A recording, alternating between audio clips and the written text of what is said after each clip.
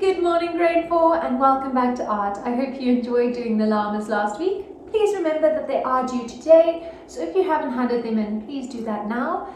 We're going to be moving on to our sleepy sloths in Costa Rica. I also really enjoyed this exercise. We're going to be doing a little bit of wax resist. We're going to be drawing nice and big, and we are going to be doing a little bit of texture rubbing in the background as well.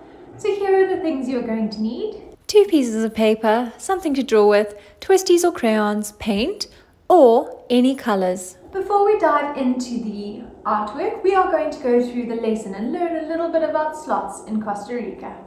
Sloths in Costa Rica. If you're wanting to see a sloth, the best country to visit is Costa Rica. One of the best places to see sloths is the Tortuguero National Park. This national park is a beautiful, diverse sanctuary. It is home to wonderful creatures including green turtles, toucans, and sloths. Those other animals are wonderful and beautiful, but today we're going to be focusing on sloths. For our art today, we're going to be doing sleepy sloths in Costa Rica. Step 1. Draw your sloth. This is a drawing guide to help you. I'll put it in the general folder as well. Okay, so this is my sloth. This is the first step. We're going to draw our sloth. You can copy one of these sloths if you would like. You may also choose a sloth from the internet to draw. I have done mine sleeping on this branch, and I have made a few adjustments. So I've made the claws a little bit bigger just because sloths do tend to have quite big claws, and just sleeping, chilling. And what I'm going to do next is I'm going to colour in. Please don't forget to colour in your sloth.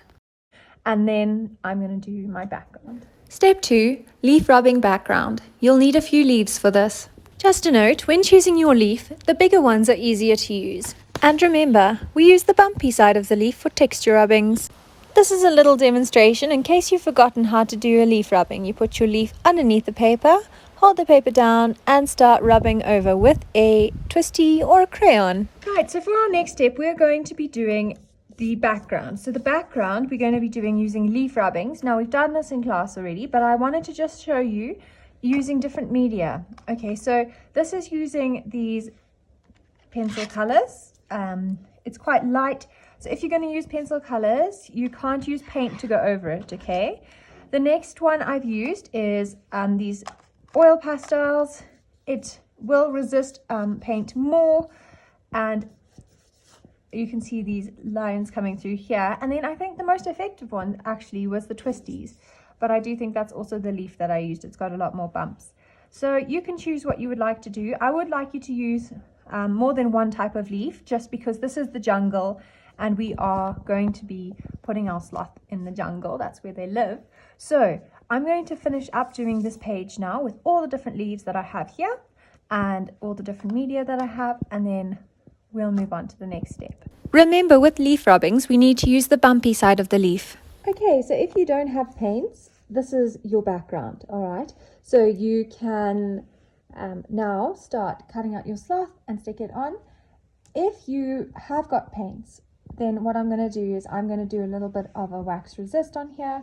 So I'm just going to put a little bit of paint over the top, just so the leaves show through nicely, and so that it gives it just a bit of a different effect. Next step, for those who have paint over the leaf rubbings. Remember that you need to use a little bit more water than usual, just so that you don't cover the leaves completely. So now I've painted over my leaf rubbings. I've used twisties. Look how nicely the twisty come out, and look how nicely the oil pastels come out as well. So we are going to be doing this. If you have paints, if you don't worry, you can just use your leaf rubbings as your background. The final step. The final step now is we're going to add in our sloth into his forest. Okay, so I'm going to get some glue and stick him down. This is what I want you to do today, boys. It is a good reminder in wax resist, good drawing, and I would also like you to add some details into your sloth. So I'm going to wait for him to dry, and then I will put a picture in the general folder of the finished product. I hope you enjoyed this lesson, boys. I thought it was such fun. I love drawing big, and it's really cool to be able to use different techniques in one artwork.